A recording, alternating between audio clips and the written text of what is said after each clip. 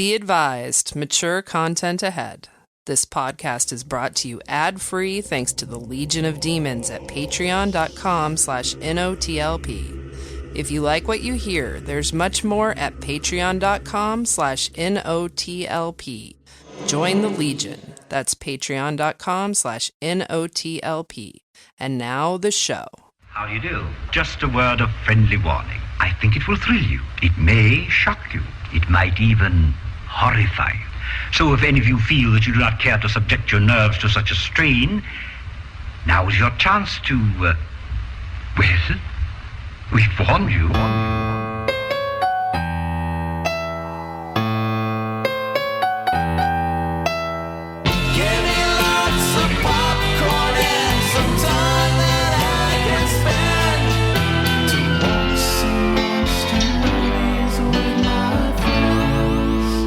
Welcome to Night of the Living podcast. We're doing body swap movies.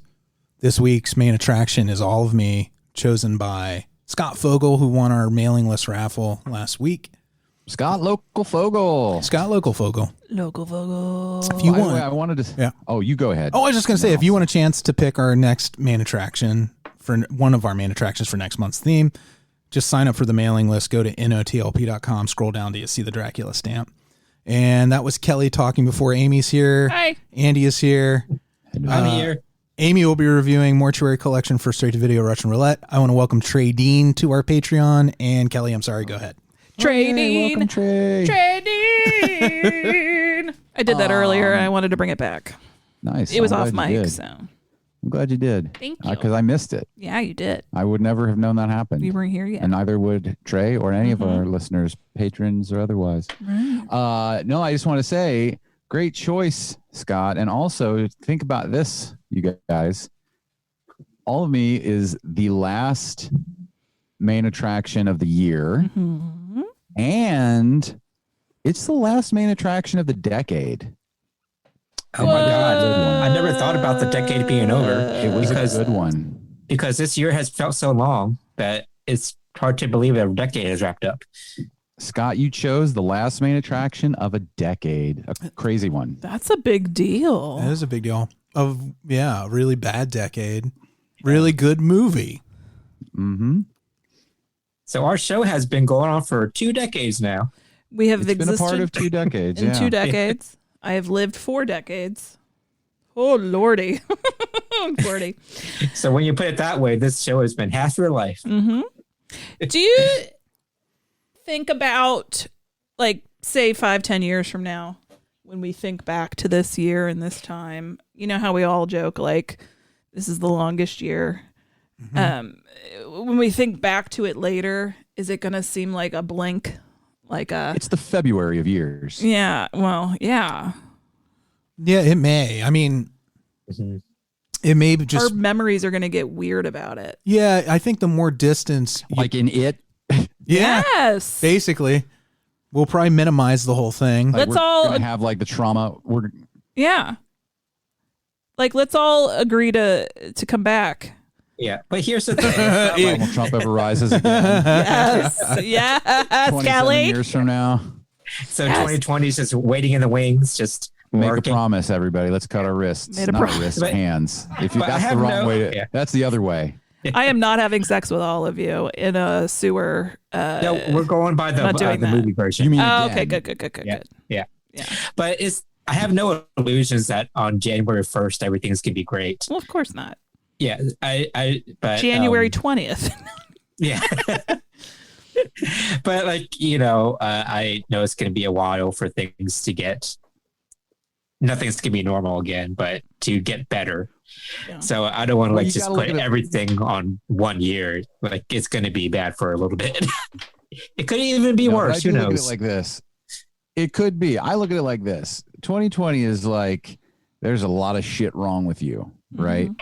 It's going to take a while to work it out, but you're having a heart attack.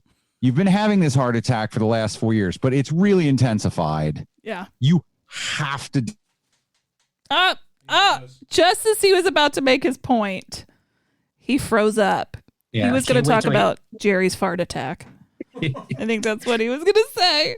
2021 will be the fart attack. Yeah. I can't wait till he jumps back in and just keeps going. I realized I froze. You did. Okay. So I was saying, it's like having a 4-year-long heart attack while you have all these other health problems, and they're going to still be around, but you have to deal with the heart attack right now. Yes. And getting that heart attack out of the way is a huge relief. Still a lot of health issues to get through, but thank God you're not still having that heart attack, because it was probably going to kill you very soon. Yes. I think that's how I look at this. Yeah, it's a very apt thing. It's like the emergency thing. Like, even if the people are bleeding and they're not breathing, you have to get them breathing first before you stop the bleeding. It's like Midnight Oil said. How do we dance while our world is turning? How do we sleep while our beds are burning? Midnight Oil reference. I love them. Thought? I had a friend who really, Freddy remembers this kid too, was super into Midnight Oil. Yeah. Yeah, you're not talking about Greg, are you? No, I'm talking about AC. Yeah, AC was, and Greg was too. Slater? Funky. Yep. Oh. AC Slater. Greg Slater? The year that me and Freddie spent at Bayside. We both hung out with Slater. I remember those episodes. You guys were written out when the new class started. Yeah. And they acted like you never existed. They're like, these two don't look like the others. Or not like, yeah. We were like, what happened to Kelley? You're like the Kelley and Jesse of the remember they just written those out, and they brought in Tori. They replaced the two weird nerd dudes with like hot teenage girls. Yeah. And they're like, this works better. Sure. It has a biker jacket. She's a bad chick. I had a biker jacket too. So did Freddie. Yeah, we still have it. With somewhere. The fringed one? I had a fringy one. I cut the fringe off. Oh, I remember the fringe though. Yeah. When I met Freddie in high school, this was the jacket he wore. This little. What was that? And then what you got you started? Yeah, I got my motor running. Leather jackets work every time. But I'll tell you, he tells me later it was actually his sister's jacket. Yeah, inherited and it. Had leather fringe. Makes it even cooler, right? Oh, so cool. It had buckles and shit that I had to remove to make it less ladylike, I guess. Yeah, Freddie was shattering gender norms all the way back then. He's ahead of his time. And it just mattered that things look good. I didn't care. Agreed. My beautiful jacket was stolen a few years after high school. Oh, sorry. That sounds out of my car. That sounds like a Kelley story. That sounds about right for you. I've thought about getting another one. Me too. I just really like the way they feel. They squeeze you. They're like a weighted blanket. Yeah, it is like a weighted blanket. Yeah, it was big. Kelley's got a really cool one right now. That I do have a cool leather jacket. Yes, I have a super cool jacket right now that I got at the St. Vincent de Paul. Yeah. That I want to repair some of there's a couple of tears that I'd like to try to repair because I do love this coat, but it is not a biker jacket. Yeah. I love a motorcycle jacket, but then I thought about presenting it like when people were like, you ride? And I'd be like, no, I like feeling cozy and safe. And then they beat your ass like up. Joey Lawrence from Blossom. Yeah. That's why I wear one. It's more so that I feel like I'm wrapped in a heavy blanket all day, but that's cool. I don't like leather jackets just because I don't think they do a very good job of keeping me warm. Yeah. But, and they're expensive, and I like to buy things that are cheap that fall apart immediately. Also, there's great imitation, like vegan leather now if you're vegan. Yeah. But Freddie, when the bikers confront you about not riding, to win them over, you just hop on the bar and dance to tequila. It works every time, man. Yeah. You know what I love about dancing tequila in these biker bars? I know it must be winter because I keep freezing up. Kelley! That's a good one. Thank you. Oh, that reminds me. This is very important. This is an appreciation moment for Andy. Oh, Andy appreciation. Preach. Andy came up with the funniest fucking thing when we were waiting for Kelley, and then when Kelley got here and we were waiting to get started, and I want to talk about the gabagool. Oh yes, the gabagool. It's a monster. What is the gabagool, Andy? It's a delicious Italian monster. That's made of cured meats. Cured meat. It's a gabagooly. But you know capicola ham.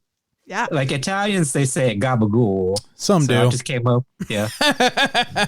Well, the Sopranos do. Garibaldi from Babylon 5 would. Yeah. Totally. Stereotypical Italians say it gabagool. I don't know if actual Italians say it. Comedians doing Yes. Doing a mobster. Yeah. they say gabagool for sure. So it's just fun to have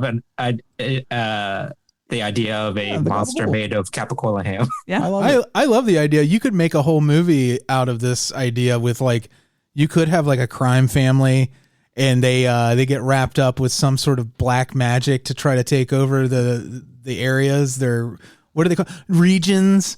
Has anyone IMDb this? Because I would not be surprised, A, if it existed now. already, or B, if it's something that we haven't seen like at a Horror Hound short film festival. Yeah, just That mafia sounds- black magic, right? Would probably be your search terms.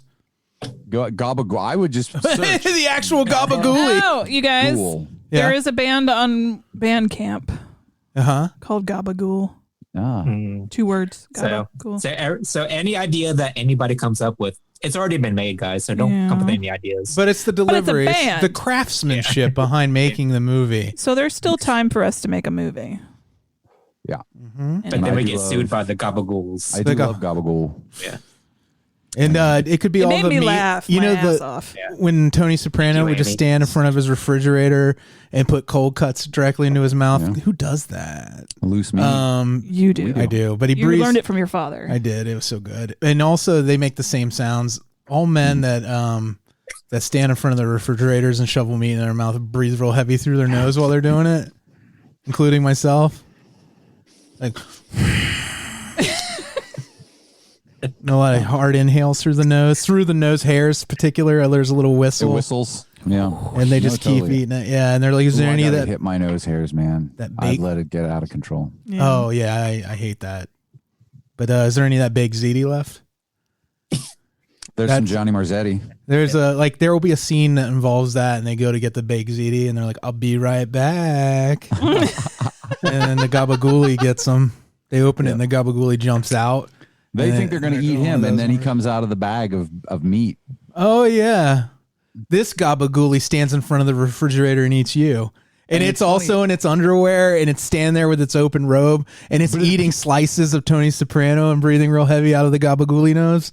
But it starts in the bag because you got to have a scene where he's opening the little deli Ziploc bag, and then you have a perspective shot from inside the bag because it's the gabagool, and in there you hear his laughter and his thoughts. He's like, and you see the Ziploc open, and you see Tony Soprano's big mouth. And they have to have a high guma to come fight it. Who's like the top guma? Mm-hmm. You know, like that's the mistress of the mobster. For those who Totally. don't know, and they'd be like, the only thing that can kill a gabagool is a 3rd tier guma. So one of the Bada Bing girls comes and does like a smudging ceremony. Like a fake Marissa Tomei type. Yeah, like a busted Marissa. My goodness. And we get young Tony So I will Soprano. apologize for this in a few years. It's This is fine. part of this is my fault. I Reminder. love that. I would love that description on the casting sheet that they're casting for that role. A busted And it just says busted Marissa Tomei type. Age 18 to 75. So then a Debbie Mazar? Yeah, it does. Oh, I love Debbie Mason. Oh, sorry, Debbie Mazar. I love you. You're great. It was easy. But she would be a great casting choice for the guma. yes. She'd agreed. bring a whole another level of sophistication to the role that we weren't expecting.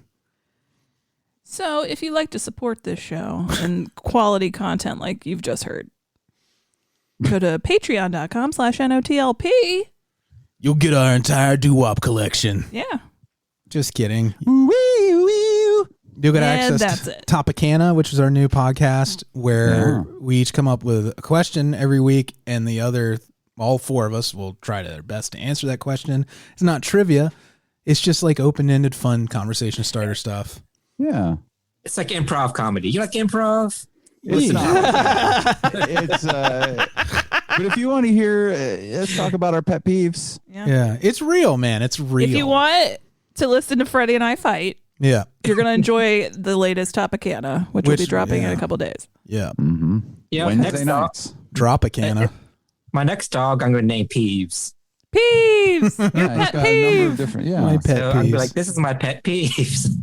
Well, they really dropped the ghosts out of the Harry Potter movies, didn't they? They're there more in the They beginning. kind of fell out of the books too a little bit Yeah. after the Wild Hunt. She Well, sort of gave up on that. Did I have a Don't they stroke? spend less time in the Hogwarts itself? Yeah. What He happened? said peeves, and it just made me think of That's one of the ghosts. Oh, okay. The Oh house my God, ghost. Freddie. Yeah. If you don't know that off the top of your head, and that conversation so like hit the ground running, you will feel like somebody like dropped acid in your coffee. I'm sorry. I'm so used to talking to nerds that like I don't know who feel Peeves like- is. I know, and I didn't realize that like you're not like as hardcore Potter maybe. Yeah. But I'm just used to like.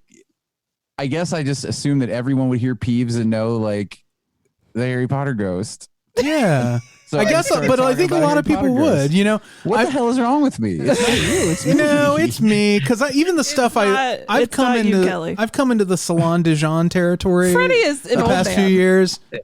And that's Go a to Pete pizza Holmes. place. Yeah, Pete Holmes does this bit about how his mom's favorite recording artist is favorite recording artist. is Celine Dion, but she doesn't even know how to properly pronounce her name. What's her name? Salon Dijon. What's her name? So that's been happening a lot lately where Amy and I are watching something. I'm like, I love that guy. He's great. And then I'll look at her for a minute. I'll be like, I have no idea what his name is or what I know him from. And she's like, it's Tom Hanks, baby. But he's my Baby. favorite actor. Yes. Yep. We did it. What do we do? I don't know. It. It. We just said it. in our butt. What is so confusing? Has anybody? Let me throw this out there just as a real quick convo. Have any of you guys checked out the Stand yet? No, not yet. No, have you? Me not- neither. It's not getting No. great reviews. It Well, looked can I tell kinda you? cheap. And I listen anymore. I try very hard not to judge things before I see them. Right. But every time I've seen the trailers for this, it looks basically exactly like. And me and Emily and Intravia messaged me about this, and we had a little talk about it. It was actually really, really pleasant. Emily, great messenger. If you listen to Topicana this week, you'll know why I'm saying that so emphatically. But we had a real nice conversation. We both agree. Like this looks kind of like the original CB or whatever miniseries it was, Yeah. ABC, I think, just updated for now, but like the same feel. And I'm not super excited about that. I was much more excited when they were going to split it into 2 theatrical movies, which I'm usually not. Usually I want like now a streaming channel series for Stephen King. But this particular one, having moved to CBS, and I know they're making a lot of great content, but I wasn't sure that it just feels like a big TV movie instead of like, I don't know. The Yeah. trailers just do not do anything for me. I've kind of 16, avoided the honestly. trailers because it looked, yeah, Andy, that's exactly the feeling I had. I saw the trailers and thought I was like, this isn't up to what this story deserves just based on what I've seen, stills and stuff. I feel like if it was on Netflix or HBO that has more money, that puts more money into projects like this, that it would be a better product. Watch Yeah. Discovery and tell me they don't have the resources to make this. Yeah, that's true. And I'm sure they do. I was hoping it, like, I didn't mind that it was on CBS All Access, but I was hoping it wasn't going to look like a TV movie. You know what I mean? I feel you. I mean, we'll see. Like, I'm gonna We'll see. I'm watch gonna it. watch it, but Yeah. yeah. I love It Whoopi hasn't been getting Goldberg. great. Yeah, she's great. But even that felt like, I'm not trying to say She's shouldn't too cast Whoopi big. Goldberg She's in too things, famous to play that role. But it almost feels like, because I think if they had cast her in the original, that would have been a good choice Yeah. at the time. But now it's like, what? Okay. Well, you're too aware that you're watching Whoopi Goldberg play this character. Exactly. Yeah. So I'm still cautiously optimistic about it, but I'm just not super excited. I read that book in a million years. I need to go back and do another reread. It's beautiful. I love it. I just haven't. It's a great time for it too. First time I read it was when they first came out with the full version, and it was on TV constantly. The commercial. Do you remember the TV ad where they're I do, and it showed the Jedi characters. They always reminded me of Spy versus Spy. I get that. I always thought of Luke Skywalker fighting like a scarecrow man. Because if you're familiar with the cover from the edition we're talking about when they reissued it, every kid our age, I think, has this ingrained in their mind because the Stephen King Book Club was an ad that ran constantly during Ray Bradbury Theater, Monsters, and those shows. I so badly wanted to join that book club. It is awesome. Mm-hmm. Truly awesome. If I can find the commercial, I'll play it later. Oh, but I also had that copy in paperback. It was gigantic, and by the time I was done, there was like no cover. It was missing like part of the introduction because it had just fallen apart. I carried it around with me. Like to have a paperback that thick. Mm-hmm. With thick. And the same with the Game of Thrones books. Like they are more easily. They come apart a lot. They come apart easier. Such is life, baby. A well-loved paperback. Mm-hmm. You know what I'm saying? Mm-hmm. Well-loved. Mm-hmm. All right, what are we doing here? You mean like one that's real wet from being in the tub with you? Sticky. So good. Sticky, like smears of food on pages. Mine, barbecue sauce. Chip dust. Yeah. Barbecue chip dust. So all the pages stuck together. God, I remember getting a book from the library. I don't remember what it was. Not that long ago. And they're just like every other page had just a smear of something. Was it something I might have checked out? Because maybe. Yeah. It might have been one of those Murder, She Wrote mysteries, which are so fun. Then it definitely wasn't. Now, Kelley, remind me to never lend you a book. Don't. Yeah, I've done it. I've done it. Not a good idea. Remind me to never lend you a book. I will remind you that. Hey, you should read this. You told me recently to remind you. I try to be upfront. Here you go, Kelley. This is not the same exact ad I was referring to, but it is an ad for the Stephen King Book Club. I remember this one vividly. It's back. It's more frightening than before. Stephen King's epic The Stand. Experience the terror of 350 pages you weren't allowed to see before. This $24.95 hardcover is yours for just $7.95 when you enter the chilling world of the Stephen King library. Imagine an exclusive collection of horror, Pet Sematary, The Shining, Christine, the chart toppers, the books that became blockbuster movies. All in original hardcovers at just $14.95 each, all with a cancel anytime guarantee. But if you want the terror to last, we'll send you a new volume, including King's new releases about every 7 weeks. Enjoy each for 10 days. There's never an obligation to buy. Possess The Stand with no risk. The Stephen King Library, where the master is coming back to haunt you. Call 1-800-421-8600 I wonder if this number still works. To keep it and pay just $7.95 plus shipping and handling. That's Future volumes will come one every 7 weeks. For a hardcover? Shit. Only the ones you want. Cancel anytime. All right, Freddie, we get it. So, yeah, in case anybody wanted to order, I left it run. $8 for a hardcover? Well, that was the first one. Then they were $14.99. Well, still $14.99 for a hardcover. Yeah, it was a good deal. It's about half of what you would pay for one now. It's insane. Yeah, I had the Stephen King Book Club for a brief amount of time. I wanted it. It brought me so much joy. Like that book is why. Like I was already a Stephen King fan from Night Shift, and I'd read Salem's Lot, I think, at that point. But that commercial with the 300 pages you weren't allowed to see was so tantalizing. And when my friends also were reading it, I had a few friends that read it who were really hung up on the moment with the castration scene and the penis being severed and all that. Do you remember this? Oh, I remember. It was part of what you weren't allowed to see. You weren't allowed to see that, in case you're wondering.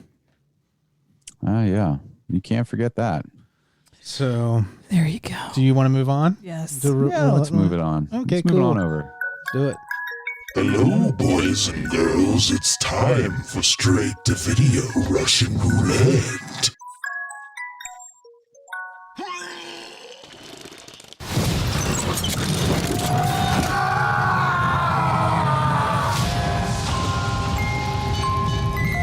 This poor soul's journey has come to an end. From dust we started, to dust we return. Every corpse tells a story. It is our task to listen. So these are all stories about how people died. Some tales even I find too unsettling to recount. She's dead! You gotta get that body out of your apartment. Keep your doors locked tonight and keep an eye out for crazies. Monsters! That's pretty cool. Yes, it is, isn't it?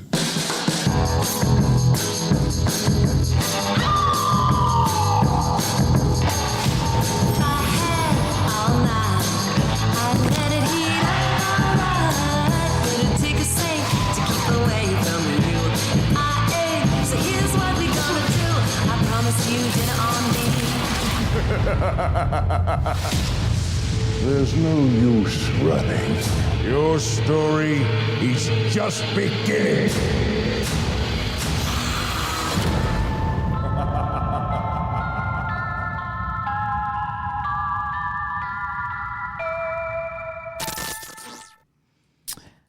Yes. A double plus for the trailer, no matter what you say about the movie.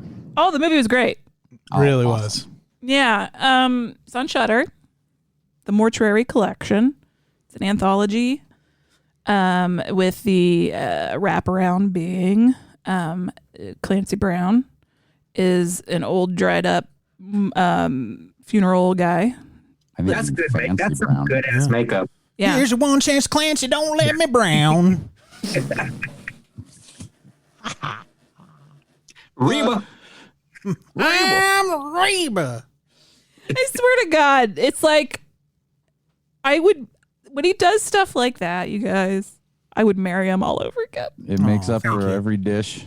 It's like Yeah. a kind of I love you, Freddie. Okay. nervous tick. So, Clancy Brown he owns a funeral home. He's a funeral guy. He does funerals. And it's like a creepy old. mortician, Yes, otherwise thank you. known. I could not come He up with that works in word. one of the mortuaries. What do you call those guys? Meat thermometer? And, Salon Dijon? it's like a creepy old Victorian house off the beaten path. And he's got a little sign on the sign that says help wanted. So he's done with a funeral for a young boy. And this girl wanders in and she's like, hey, I'm here for the job. And he's like, I don't think you can handle it. I'm going to tell you some stories about all the deaths I've seen and witnessed. And so then he proceeds to kind of tell these stories that are your little bits and bobs of bits and sketches. I don't know what I'm saying right now. I haven't had anything to eat. That makes perfect I feel sense. Everything you said. mildly insane. So yeah. No, it was fucking great. Like it was super fun. Like it's not perfect, but it's like I had a really good time with it. It's as close to, if you were a fan of the original Tales from the Hood, it's as close or to Tales that. from the Crypt. Like Yeah. it's that. But even more stylistically, it has a lot in common with Tales from the Hood. Yeah. Really, I think it's just Solid. solid, really good. I want to say I loved it. I'll probably revisit it. If you like this, Amy, did you watch A Christmas Horror Story? The one with William Shatner? No, I don't think I did.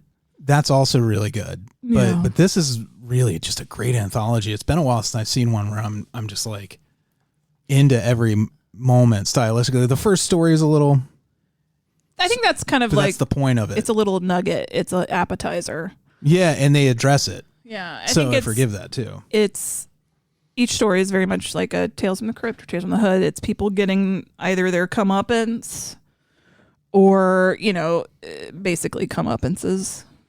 It's one of those. It's one of them things. Why don't you come up and see me sometime? Yeah. I don't want to say too much about all the stories. I just kind of want everybody to experience them. They don't really go the way you think they're going to go. No, I'm very excited. I definitely want to watch this. How many stories are there? 5, right? 5, maybe. Including the tiny one in the wraparound. 5 or 6. According to the trailer. Yeah.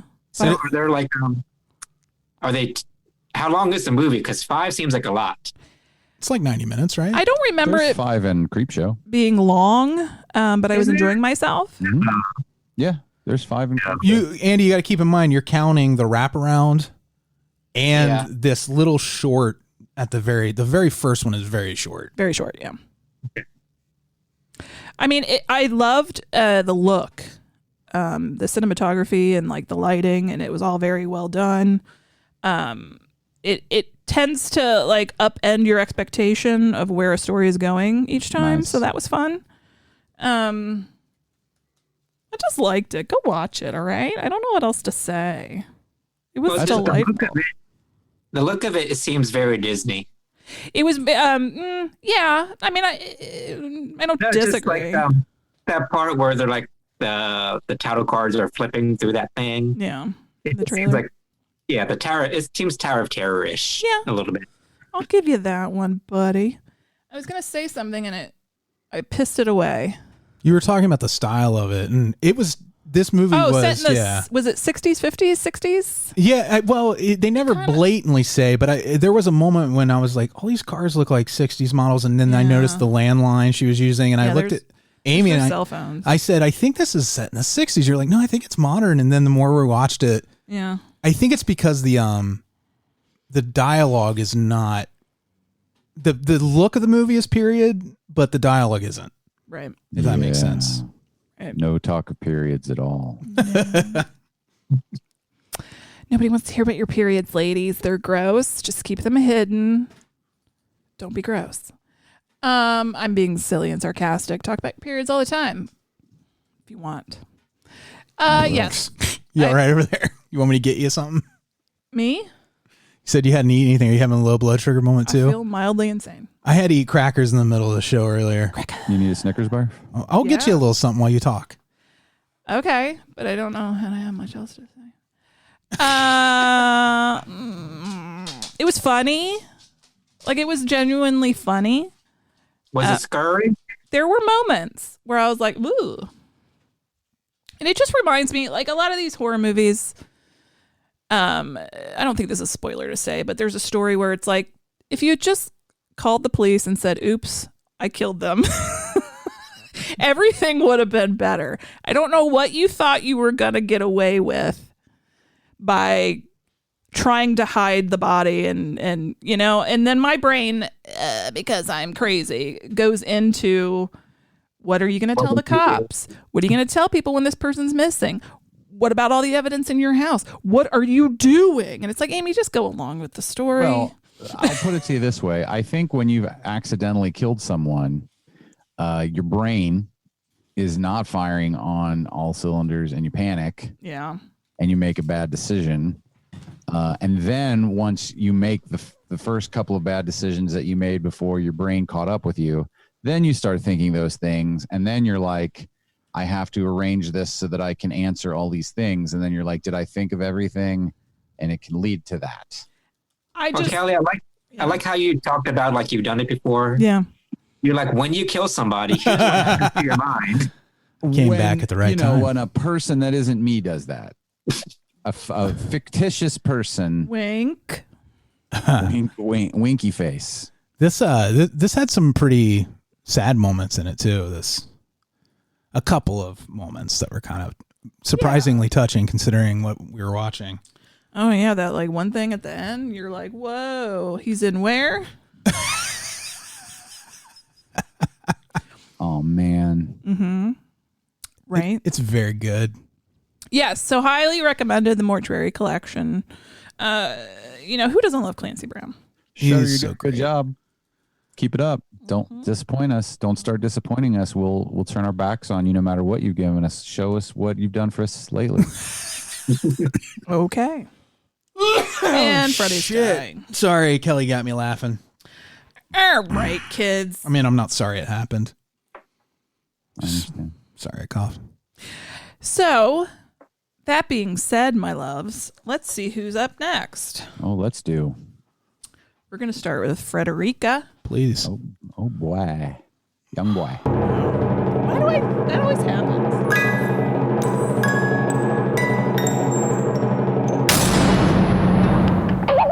I do this randomly. Freddie is. What? Why do you do things like that? Are you the way you are? Why are you? Okay. This is also on Shudder. Shutter's full. Shutter.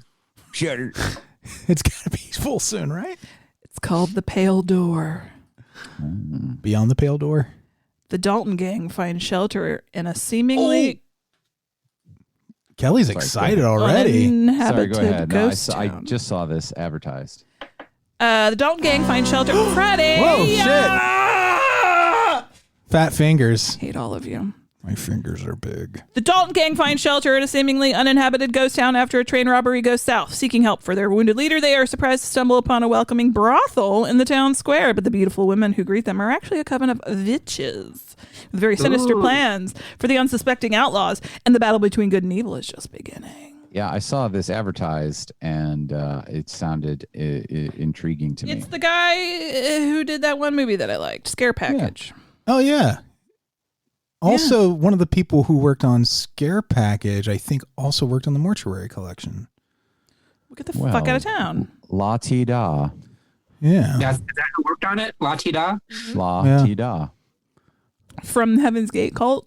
Ha ha he. T and ha, Do. ha, ha. Yeah. Mm-hmm. That documentary series is really good on HBO Max, everybody. Yeah, they actually dig into some stuff. Even if you know about Heaven's Gate, they got into some detail I didn't know. Interesting. Okay. Okay. Yeah. All right. Well, Kelley. I was just going. I'll save it to the end. Let's go. Okay.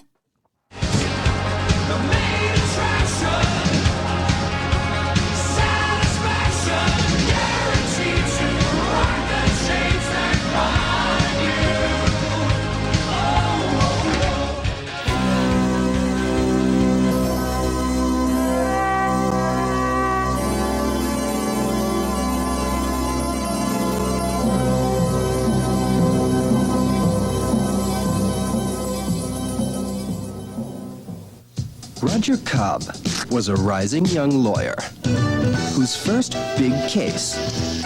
Guess what I'm going to do? What? I'm going to come back from the dead. Was a basket case. What am I missing here? You see, thanks to His Holiness Bragalaza, my soul is going to leave my body forever and become one with the universe. At which time my soul will enter her body. Ah, good plan. They put her soul in a bowl.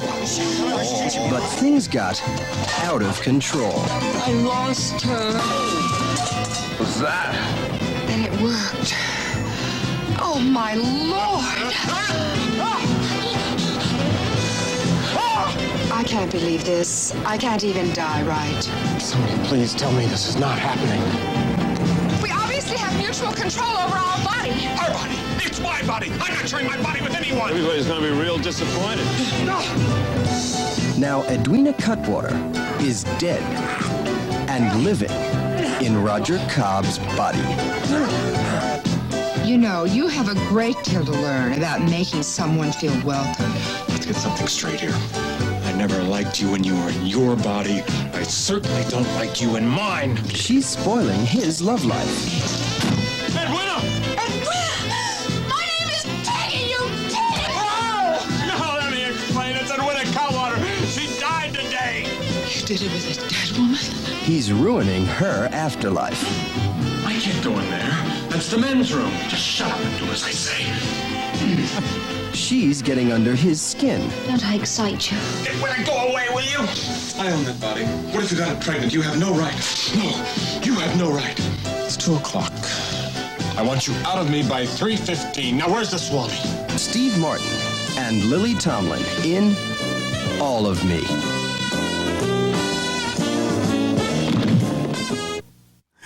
I love that line. It's 3:00. I want. Well, he says it's 2:45. I want you out of me by 3:00. Where's the Swami? Yeah. This is a great movie. This is so fucking great. This is a really great movie. It's light. It's frothy. It's not. It doesn't require you to think about.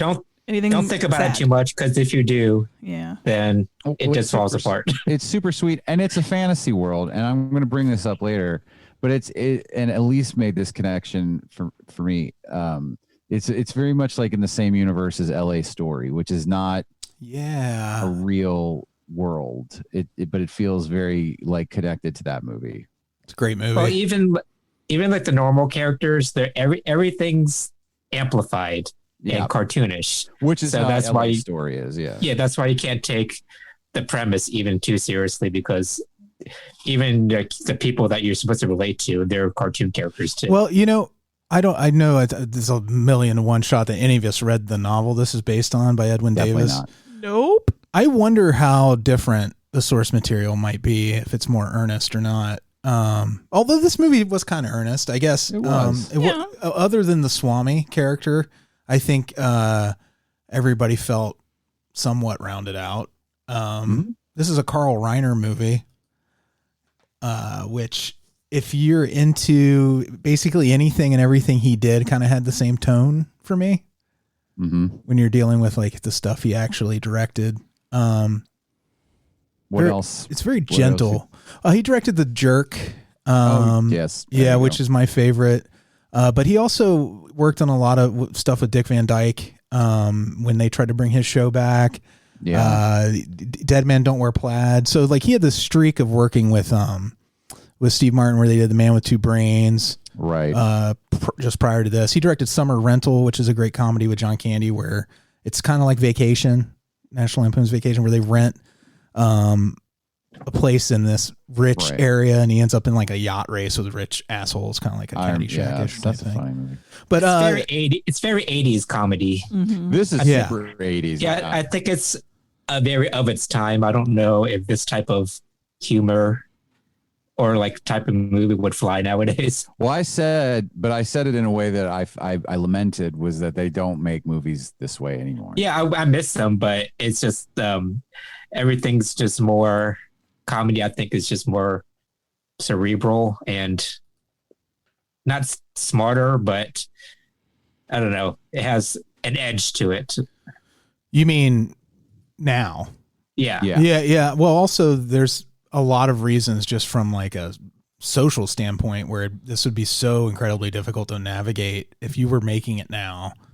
You wouldn't be able to get away from some of the classism and kind of racism. Yeah. And also there, how does it deal with trans issues? Like what would they'd have to address it through that lens now. Whereas that wasn't something that was part of mainstream thought back then. So it's just, it's really fascinating. It's a confection. Yeah. So here, let's say it. So we got Steve Martin. Yep. And he's a lawyer, but he's just, it's just not, his career isn't really going anywhere. Roger Cobb. He also plays jazz guitar in the evenings. Which is his real passion, but he won't admit it. Right. Yeah. And he's like, he doesn't think he'll ever make money at it. It doesn't seem, it's not as tangibly successful, Well, you get his story within the first minute of the movie because it's like an 80s sitcom opening. Yeah. You just get these like montages of him going throughout his day, and it's very exaggerated. And he's traipsing around with his dog. He's going to work and things fall, and he goes to play jazz with the black jazz musicians. Yeah, that's Jason Bernard who plays Tyrone Wattell. If you know this actor, if you've seen, he's the judge in Liar Liar, which is kind of funny because this movie has a lot in common. Yes. I said the same thing. I was like, Liar Liar basically just rips this movie completely off. Very much so. It's like a weird remake without being one. Yeah, and but if you just Jason Bernard died back in 96, but if this character actor isn't necessarily super recognizable in this because he's wearing these really big dark glasses, but if you've watched movie and television anytime in the 80s and 90s, you've seen him in a lot of stuff. Oh yeah. There's quite a few character actors in this movie where you're like, that guy, that lady, like his secretary at the law office. Yeah, Selma. Yeah, she was awesome. That might have been her character's name on Night Court. No, well, her real name was Selma. Selma Diamond. She plays Selma Diamond. Yeah, Margot in this. If I'm not mistaken, like she was also a comedy writer from worked with the group of Mel Brooks and Sid Caesar. Right, the Your Show of Shows, Sid Caesar, Carl Reiner, Mel Brooks, that whole group. Yeah, and then she was Squad Goals. Did she come before Marsha Warfield or after? I can't remember. Before. And then did she die, and that's why Marsha Warfield? Yeah, she died. She was also on Too Close for Comfort for a little while. Oh yeah, she was the neighbor. And then she was a voice on the Jetsons too, apparently. Yeah. So yeah, he decides he's going to quit playing music and ask his boss. He's like, I want to make partner, because he thinks he needs to be like focusing on his career. He told his girlfriend that he wants to get M'd.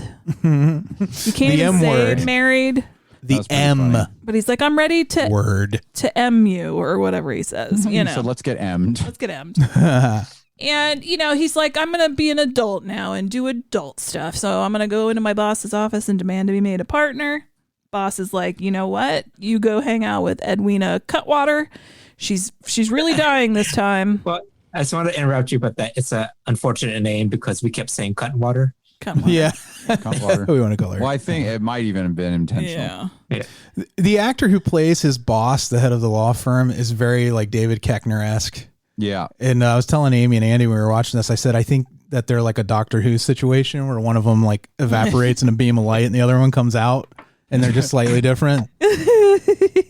You mean tall, bald white men? Yeah, but there was even more to it than that. He actually looked like him. He did, I know. And he had mannerisms kind of like him too. He was more toned down, he was like a lower key version. Yeah. Maybe it was his dad. The David Koechner. Yeah. Oh, don't forget, Nan Martin was in this, who was wasn't she the Beetlejuice lady? Or no. Yes. Is that the same woman? No. That's you're thinking of Juno, the caseworker. No, but I know who you're talking about. Her doctor, Edwina's doctor. Is that the actor you're talking about? Well, right now? wasn't she? She was the divorce lawyer, the older lady. I thought she was the nun in the nun. And then, I was like, at first I saw her and I'm like, that's the nun from the Nun. But no, she's Freddy Krueger's mom in Nightmare 3 is what I was thinking of. She was, remember? No, I don't. She was the nun that kept turning up in Nightmare on Elm Street 3. And my brain translated her over the nun from the Nun, even though this woman was long dead by the time they filmed that movie. Anywho, there's just a lot of familiar faces in this movie. I think she might have been the first victim of the spiders in Arachnophobia. Oh, yeah. Was in her slipper or whatever? Or was that the old man? That was the old man. It was the one that dropped down from the lamp, the old lady. Oh, I love Lamp.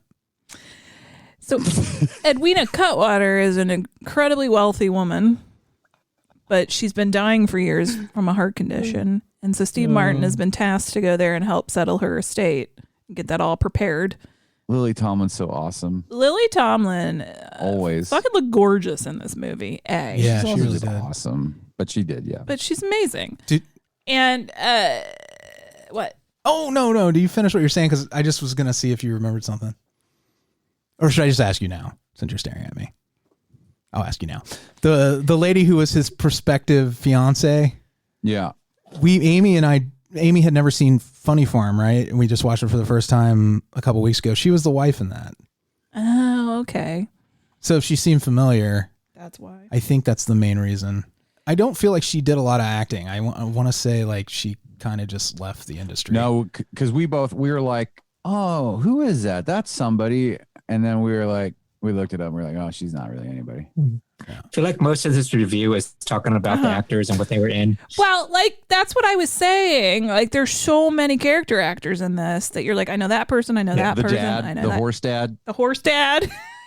Well, especially in Fred.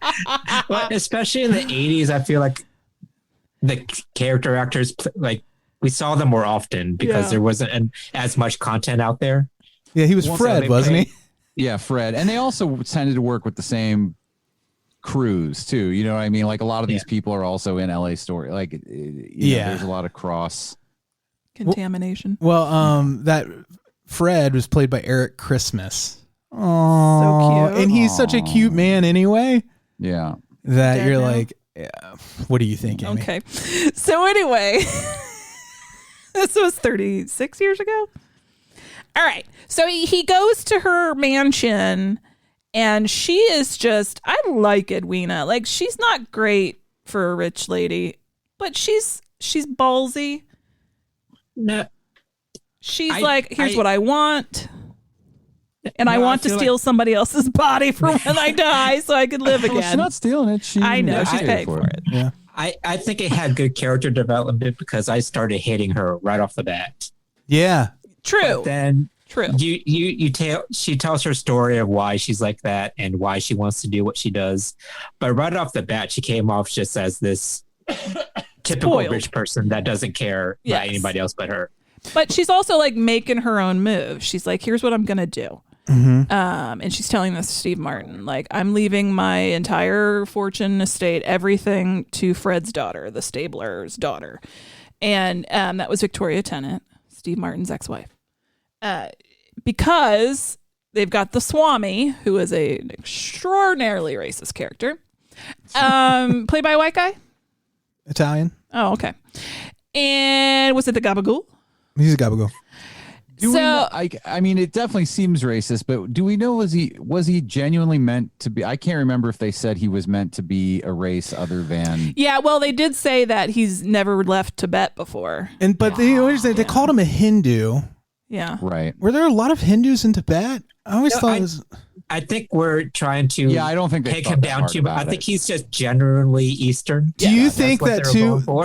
In a way, I guess you could flip it and say that the joke is really all of these rich people not understanding anything about this guy, and he could be a completely different religion or a different nationality than what they're assigning to him. That's part of the joke. But Yeah, then the it's other part of the joke is Borat-esque. this backwoods. What's the word I'm looking for? Like he doesn't even understand how toilets work. And phones. that he's primitive, quote unquote. Yeah. It's almost like a time travel character. Good. It doesn't feel good. But Edwina's got this dude there because he can do the soul transferring. Yeah. Ritual for when she dies. And they're going to transfer her soul into what's her actual name? Into a bowl and then into the daughter. What's her Tennant? Yeah. Is that that's the Victoria actor. Terry. Terry. Yeah. Such an 80s very 80s name. Yeah. And things go hey, and Steve Martin's like, what the fuck are you? This is insane. Like, you shouldn't do that. That's terrible. Everybody in here bananas. Yeah. Good name. Yeah. And Thank you. so they, he's like, fuck this shit. And they like fight because, he's like, you're crazy. And she's like, this is what I want. And he leaves. And then he goes back to work, I guess, the next day or something. And she's there and getting everything taken care of.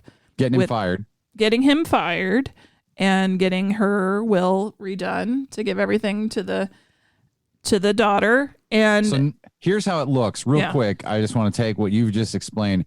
What it looks like now is she's leaving everything to Terry because her plan is her soul will now be in Terry's body. Terry has volunteered to let her body be taken, and her soul can then go into the universal nirvana soul, and she can be like in that, she's ready to experience higher enlightenment. And so she's donating her body for what's her nuts to put her soul into, since she's never had a physically healthy body, and she wants to be able to experience walking and jumping and dancing and shit like that. And boning. And so what it looks like is she's leaving everything to this woman because for all intents and purposes, everyone will still think that it's this Terry lady, but she's really leaving her in her mind. She's leaving her things to herself, but it looks like this woman is scamming a dying rich woman into leaving her entire estate. Yes. It's kind of gross on both parts. Yeah. Because the rich can just buy a new body. And Yeah, I mean, there's definitely an issue there. Yeah. So nobody comes out looking like totally clean in this. So then of course something is going to happen because she's we saw the trailer. Yeah, like somehow shit's going to go wrong, and it does spectacularly go wrong, and the bowl falls out and hits Steve Martin on the head. Falls out of the window after Edwina's died in this conference room in the building. And Steve Martin now only can control half of his body, and he's got Edwina in his head. This is some of the most brilliant physical comedy it was so good. ever. Yeah. When they first... I was laughing my balls off. Your balls right off. Out and out. I had to pick them up so many times and reattach them because I was seriously LOLing, as it were, throughout this entire movie. Now, when you reattach them, what do you use? Do you use like staples, or is there Velcro. like Velcro? Okay, that's smart. Considering they seem to fall off pretty easily. Got tearaway balls. Well, I gotta replace the Velcro pretty soon. It's getting weak. Yeah. I get it. Yeah, the question I have, I mean, like, so Terry's mainly just doing this to become one with the universe. Is her that's how she's presenting it. Reason. Yeah. And when again, if this is your first time listening to the show, we spoil. Her father's gonna be taken care of. Yeah, well, did they really address that? I think they did. It's interesting too, like her relationship with her dad. She talks about how he always loved the horses more than he loved her, and that becomes important later in the movie. But it is like a weird, because he's such a sweet, gentle guy that she turns out to be not such a good person. Yeah. All right. So what we have here is a man who is now inhabited by Edwina, and who controls half of his body. And who controls half of his body. So they're trying to figure out how to even walk and what they're going to do next, and they're fighting with each other. And really, like, I love that kind of thing in a romantic comedy or anything. I love the the bickering that becomes you know, that's has underlying sexual tension to it. There's both that, and there's like this really deep thing about that bickering that happens in those movies, I think, beyond the sexual tension element. That's when you see people in that way with each other, a lot of times they're just improving each other a little bit at a time. Like, and they also really know each other. Most people don't bicker like that unless they actually really care about one another or have like a connection. Yeah. Yeah, and someone who really loves you, like, it's that there's something in your teeth is the test, you know? Which is why I love to yell at Freddy. It's because of how much I love him. But so when you tell people I'm abusive, what you mean to say is... I ran into a doorknob. That I loved you so much. Yeah. I bruised you. She loves so hard, so fast. We're probably going to have a review where it mentions our minimizing domestic violence. I would never. Oh my God, I would never. I know too many domestic violence survivors in my life. I would never. It's just a joke. Is it a good joke? Oh God. Was it worth it, Amy? See, this sort of thing is what I'm talking about. I want to talk about the men's room scene. Something in your teeth. Yes. So they get back into the building after like fighting with each other in his body. And he's like, well, I got to take a leak. Oh, and he runs into another great character actor. The hotelier from Ghostbusters. Yeah, and I think he also was the guy that Clark gave the bad check to in Vacation. He was in something I feel like he was in another movie we recently watched or that I've recently watched. The character actor is Michael Ensign, and he's in a ton of stuff. He was in War Games, Titanic, The Wall. That's what it was. We watched War Games recently, and I was like, oh, it's that dude. I love War Games. That's a fun movie. Yeah. So he's in the bathroom when Roger gets in there. But, you know, he doesn't know. All he sees is Roger. But he sees Roger arguing at the door going, I can't go into the men's room. So here's my question for you. So they get up to the urinal. When I say they, I mean Edwina and Roger in his body. And he sees her in the mirror. When he looks at any reflective surface, he sees her and they talk to each other that way. He's like, I need you, because she controls the right side. Like, he's like, I need you to unzip me, take my penis out and pee. Now, why can't he just use his own left hand? I think he's just trying to stick it to her. Because the way you phrase that, Andy. to make her feel uncomfortable, because she's this sheltered virgin her whole life.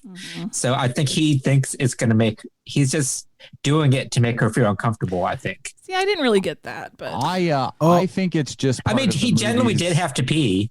No, Yeah, I think he could have done it on his own, but he just wanted to like show him that he's kind of in control a little bit. I made a boo-boo. It's a small boo-boo. It was James Staley who played the clerk in Vacation. I think I conflated the two because of Ghostbusters and hotels. Andy, sorry. My point was fun. I was going to say, I thought it was just like part of the movie's sort of universe rules. Yeah. Like I didn't think that there was anything deeper in that. It was just like, in this world for whatever reason, he that's his dick hand. I like when she's like, one of the best lines in the movie is from the sequence where she says, "How dare you say penis to a dead person?" Yeah, that's great. I love that. There are little things throughout this movie that feel like there's bits from Steve Martin's stand up that are blended into this, but they're not forced. They work in whatever scene they happen to fit into. Which that happened a lot in those older Steve Martin movies. Yeah. Because he was the draw, he wanted his jokes.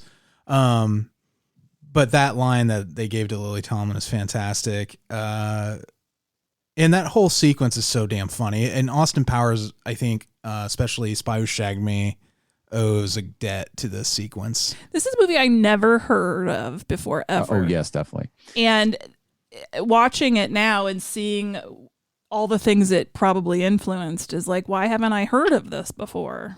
Yeah, it was on Channel 19 all the time throughout the 80s, but I never watched it. I didn't live here in the 80s, so I guess they didn't show it in Florida. Oh, this is your first time seeing it? Yeah. I didn't know that. I must have. There's a few Steve Martin movies I haven't seen. I'm a big fan, and I'm trying to close my Steve Martin gaps, which is why, like Alise had shown me recently, LA Story. I had never seen that. I like this better, I think, for sure. I wanted to also mention, since you brought up how it seemed to have influenced some things that you've seen.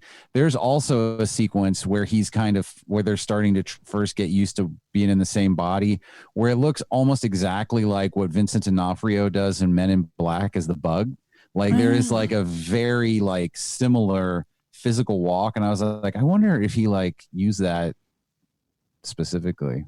I see so much in this movie that has bled into other things. So who knows? I would be inclined to agree with you. Hijinks ensue. The plan is to get to the Swami. Yeah, they're going to go to her funeral. They're going to go to the funeral, find the Swami, and get him to fix it. Get her out of his body. Along the way, he runs into Terry, who keeps trying to have sex with him, who is like, she's like, okay, I'll help you. I believe you. She's in there. I'll help you get the Swami and we'll do all this. But real quick, if you could just stick it in me. Yeah. That. Wink, wink, nudge, nudge. And that was a very funny scene where I guess she was asleep in his head. And he had full control. Yeah. I almost called her Edwina. Yeah, she was asleep, so he had control of his body. And I guess she wakes up mid coitus. Well, they hadn't quite gotten to coitus. They had not reached coitus yet. This was still they foreplay. Were on their way. Yeah. Yeah. And he's like trying to beg her to go back to sleep.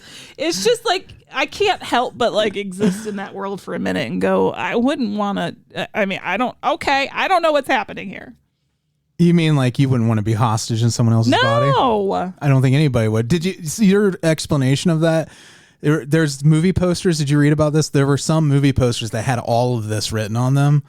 They say that behind every great man, there's a woman. But in this case, it's ridiculous. When rich, eccentric Edwina Cutwater dies, this is all in the movie poster, a crazy guru tried to transport her soul into the body of a beautiful young woman. Wait, there's more, but the guru goofed, and Edwina's soul has accidentally taken over the entire right side of her lawyer, Roger Cobb. All in the poster, still going. He still controls what's left. Now Edwina and Roger are living together in the same body. He's losing his job. Still going. He's losing his girlfriend. There's more. And he just can't seem to get her out of his system, no matter how hard he tries. Wow. Some executive, like some producer was like, they're not going to get it. You gotta tell them more. No, you got to really let them know. Make it like the back of a book. Like seriously, that's a full-on back of the book. Yeah, that's more than a back of the book. That's all they had to do was show Steve Martin standing in front of a mirror and William reflection coming back, And that shows the story right away, doesn't it?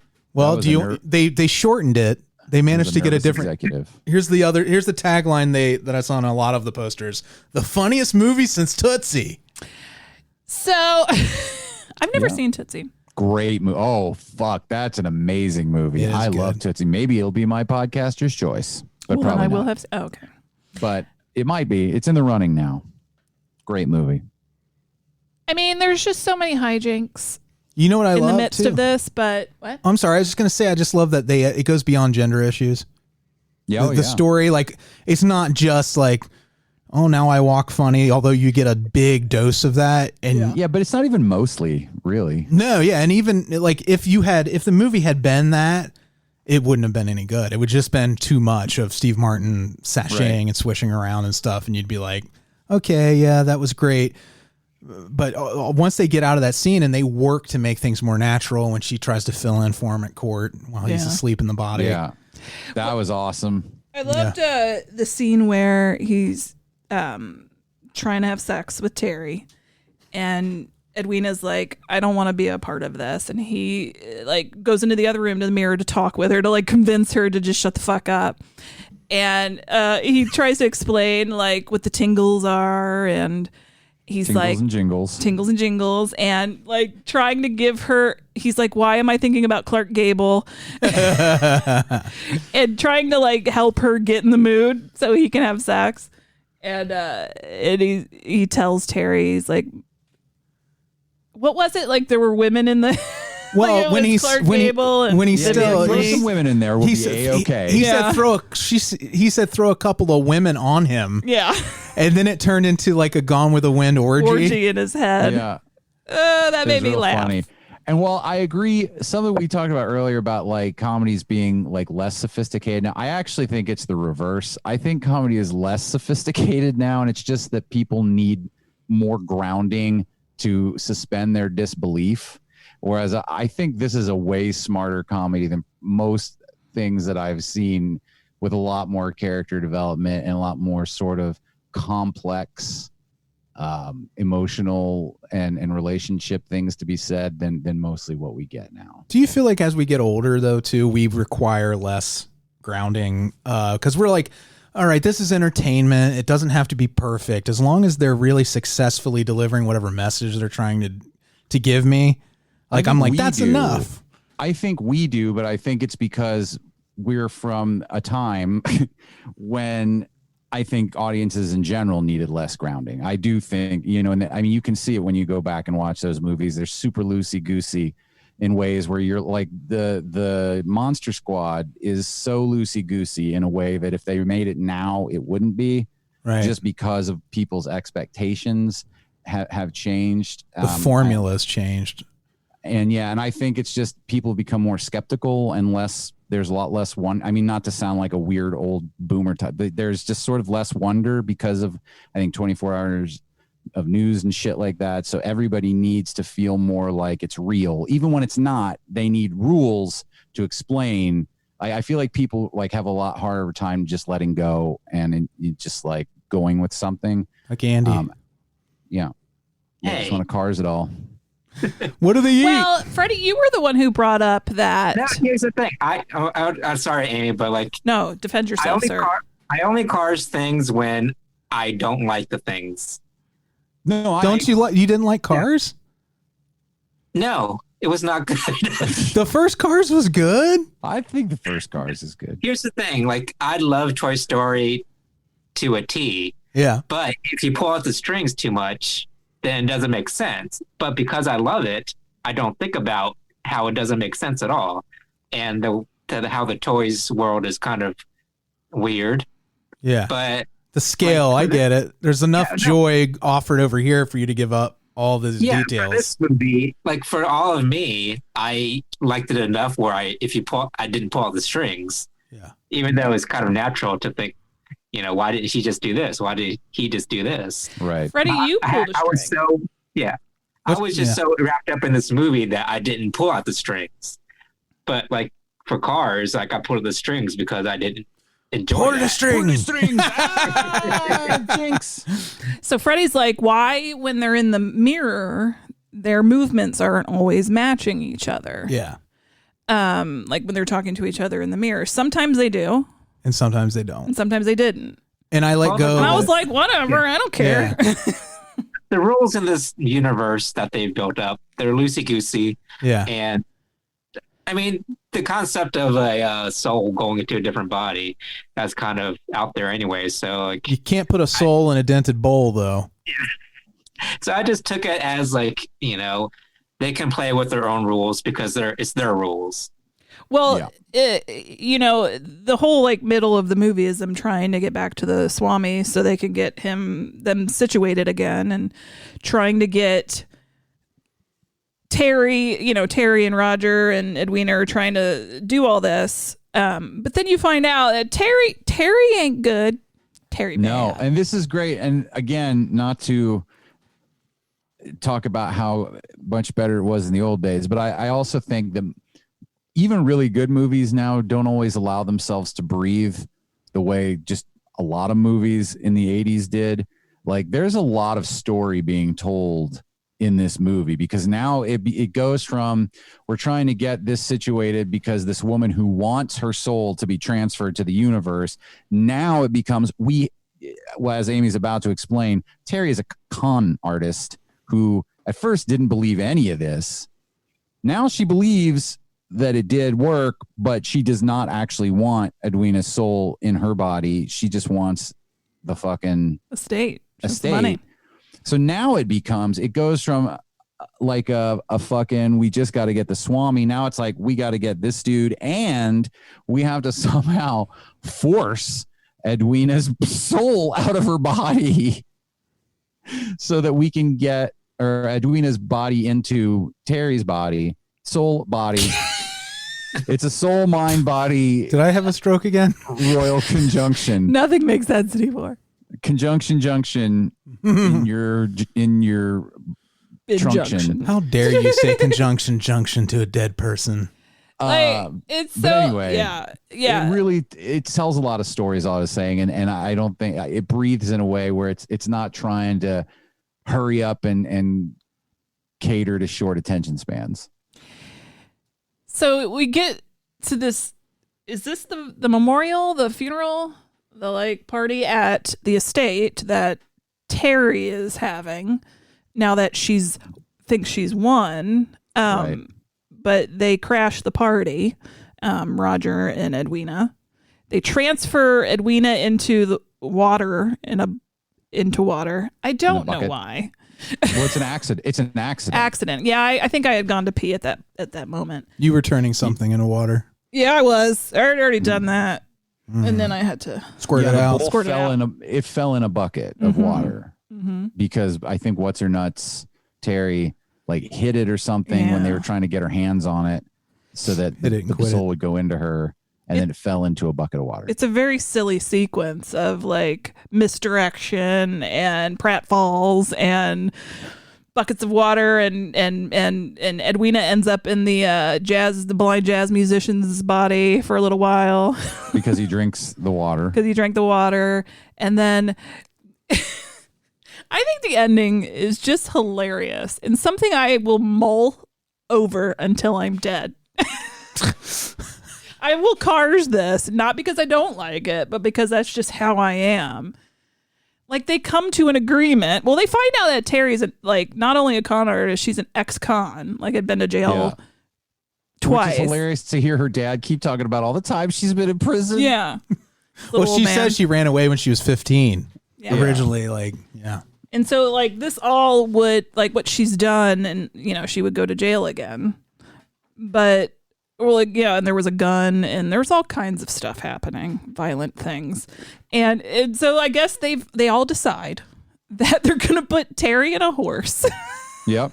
Avoid jail, basically. So she can avoid jail, and she loves her horses, and then her dad can take care of her. And he always loved the horses more than her anyway. Remember? So she's in a horse, and Edwina is in her body. And then Ferris tries to reverse the odometer on the horse. Yeah. And it ends up shooting out of the garage window. I'm going to think about this lady's existence being in this horse and what that means till I'm dead. But where did is the horse still in there? Are they able to communicate with each other? So there's I don't know.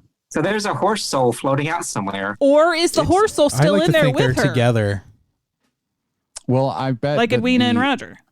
I imagine the guru probably sent the horse's soul out into the grand. Oh, okay. But I actually, and now, so we kind of glossed over that Roger and Edwina have sort of developed this really deep friendship. Yes. And almost like it's like developing towards a romance. But it's still, again, I feel like you don't get this level of subtlety anymore because it's a very fine line where it's like they're kind of flirtatious and they're just, but I feel like at the end, and I actually got a little choked up at the end, like at the very end.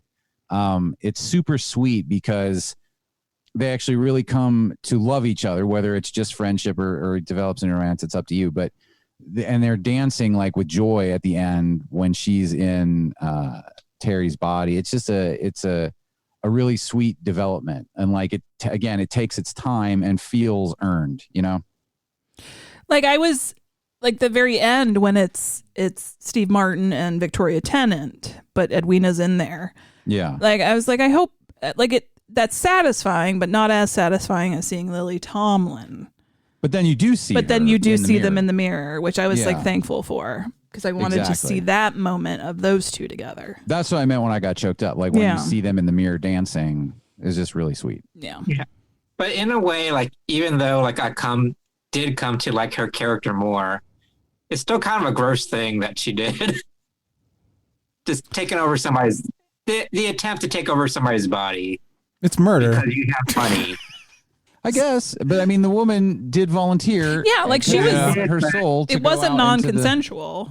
Until it was. Here's the question: did she end up following through on her half and leave her fortune and estate to the horse? No, but because of the dishonesty, that contract is null and void. Well, I want a sequel where the horse sues her. That would be amazing. If they could come back to that now, do horses live that long? I don't know. I bet you could get I bet you could get one of these comedy groups that are super into pop culture. You know, those dudes know this movie inside and out. They could probably do Key and Peele that sketch for you. Yeah. Somebody who has a sketch comedy troupe. Let's use our huge amounts of Patreon money to hire Key and Peele to do just for us. We won't even put this on the Patreon. It's just going to be for the four of us. Just for us on these like those canister films. Like you have to put it on a projector. Mm-hmm. They call it we're gonna watch. What's that called? A snuff film. We're gonna put it with our snuff films. Yeah, snuff film. That's it. Yeah, what we're doing with Patreon money now. In our viewing room. What is that? What do they call? What were you gonna ask? I forgot. It was called like a boutique. Boutique products, right? Aren't those the ones that are supposed to be like made to order? Well, they're small batch. They're soft batch. Small batch comedy sketches. Aged 34 years. Microbrew comedy. for relevancy. Now this one's been stewing since I was 6 years old. It's a small batch comedy sketch. Nobody wanted it. Where is All of Me streaming right now? We bought it. Oh, okay. For but it's like $4 or $5 to buy it. Yeah, I rented it from YouTube. Yeah. Also, was your version formatted square pan and scan? Was it widescreen? I think so. I didn't notice any pan and scan. Ours was square, which is a little irritating. That they cut a lot out of frame. Like there was a couple shots that I think they ruined.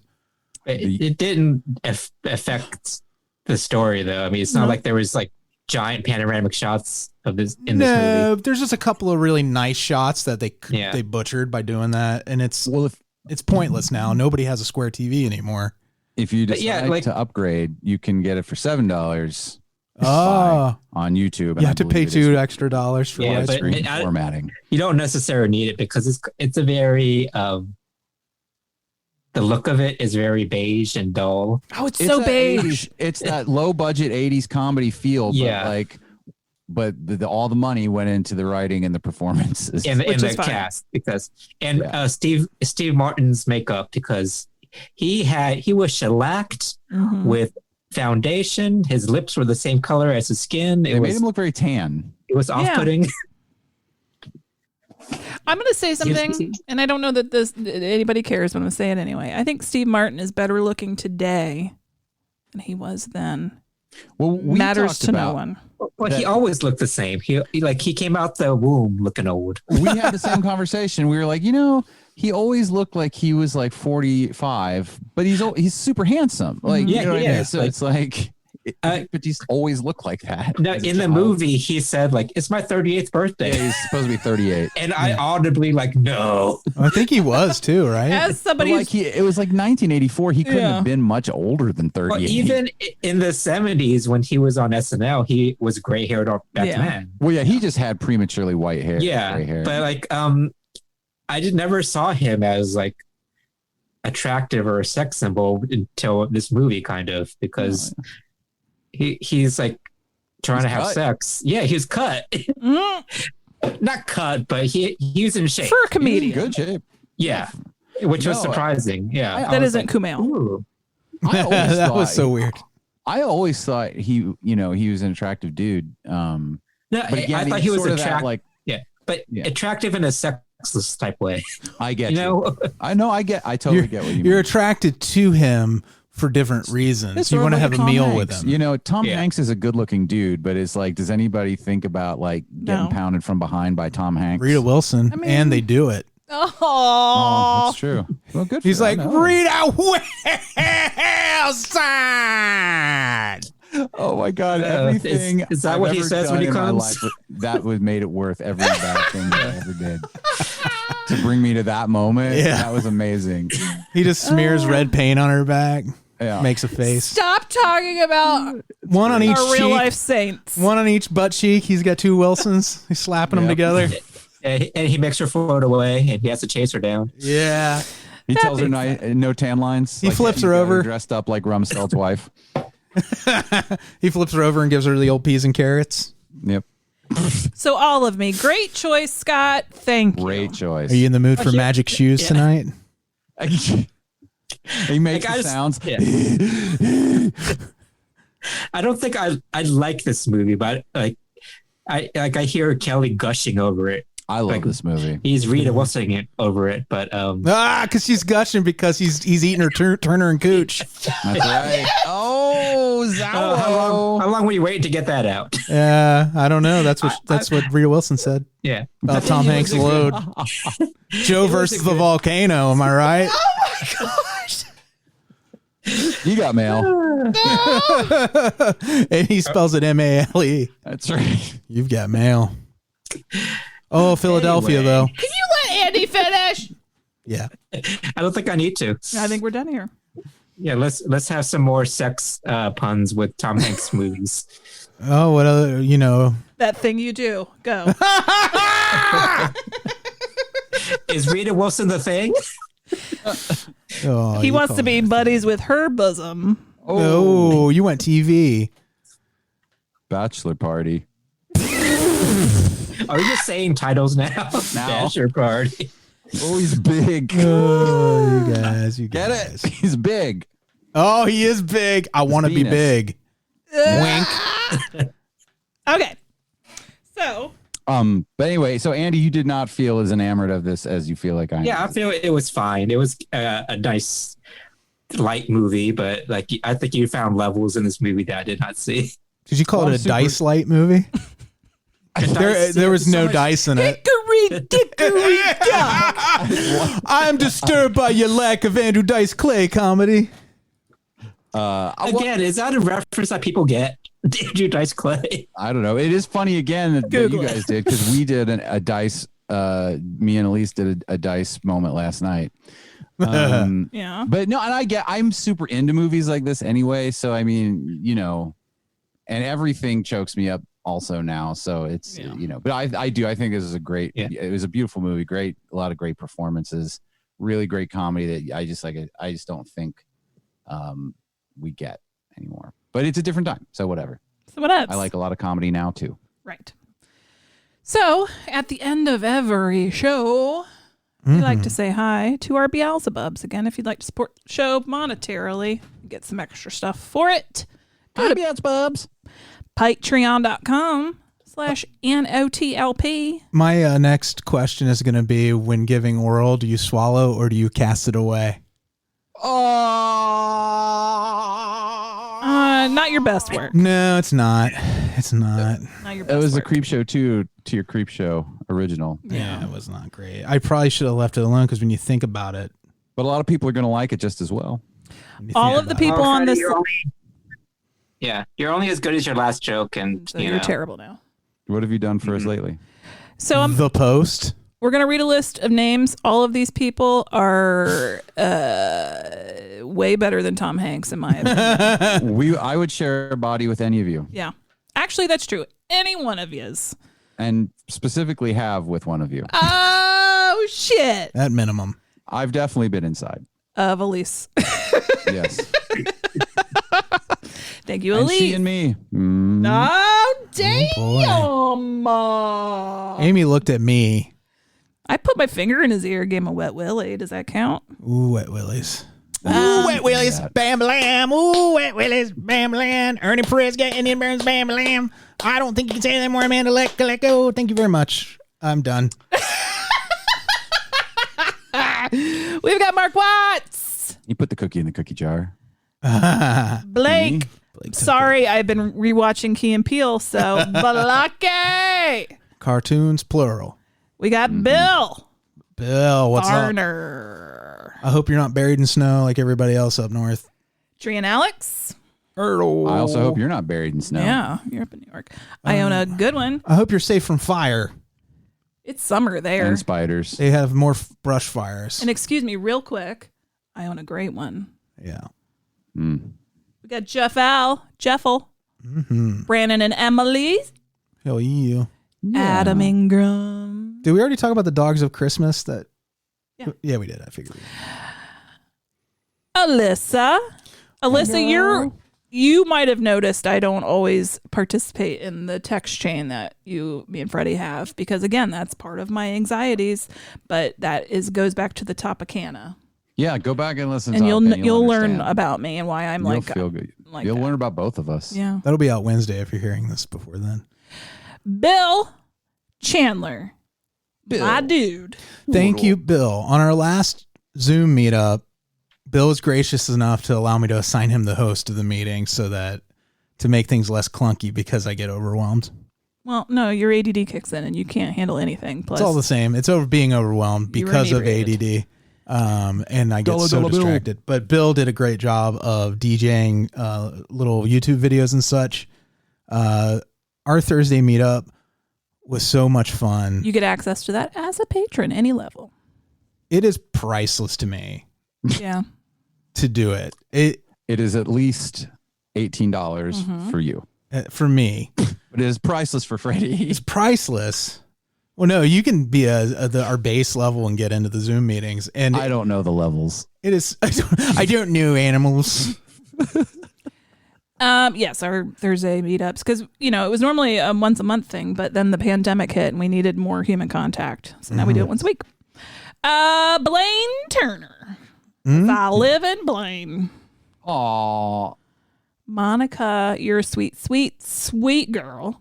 And Brian, who joins us on our meetups every week, and I find him delightful. Sweet. Watermelon and sugar. Wow. What is it? Freddie's trying to sing some Harry Styles, guys. What does he say there?